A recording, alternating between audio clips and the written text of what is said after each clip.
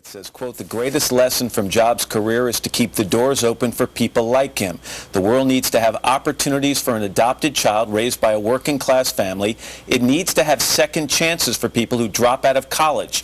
It needs not cast out someone who would take LSD and travel to India and become a Buddhist. Jobs was and did all of these things, and he helped create the 21st century." You know, I think in a secular way, he was a terrific spiritual leader of our time. He was the kind of Dalai Lama of personal computers. If I can just read one more line from that famous Stanford commencement address.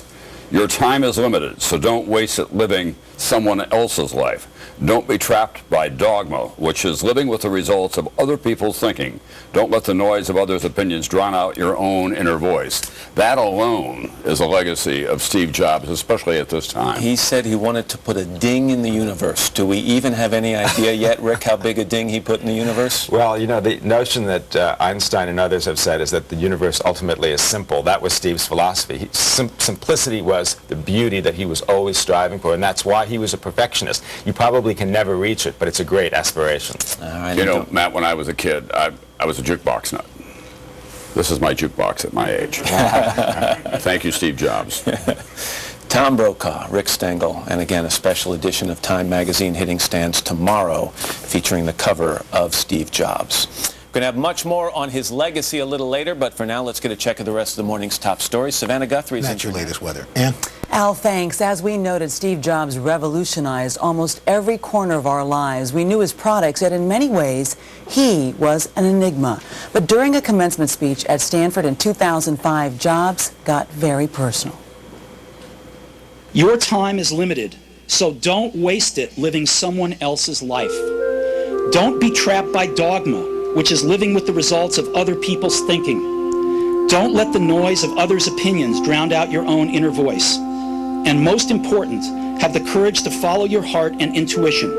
They somehow already know what you truly want to become. Everything else is secondary." So he also leaves us with some wisdom. We're back in a moment, but first, this is Today on NBC.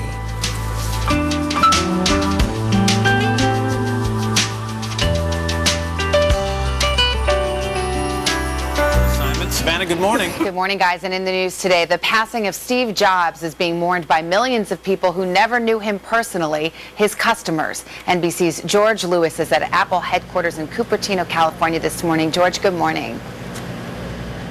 Good morning, Savannah. Visitors to Apple's website will see this, a simple tribute to Steve Jobs, a man who valued simplicity in the design of his products. It was the classic Silicon Valley startup story. Jobs and his high school buddy Steve Wozniak building their first Apple computers in a garage. The company going on to employ more than 47,000 people worldwide.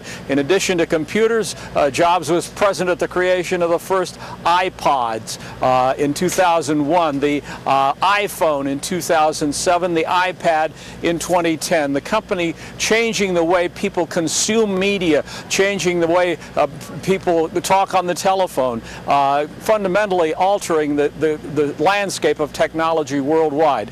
Steve Jobs had been battling ill health for some time. He was diagnosed with pancreatic cancer in 2004, underwent a liver transplant in 2009, stepped down as CEO of Apple 6 weeks ago because of his failing health. Savannah? All right, George Lewis outside Apple headquarters. George, thank you.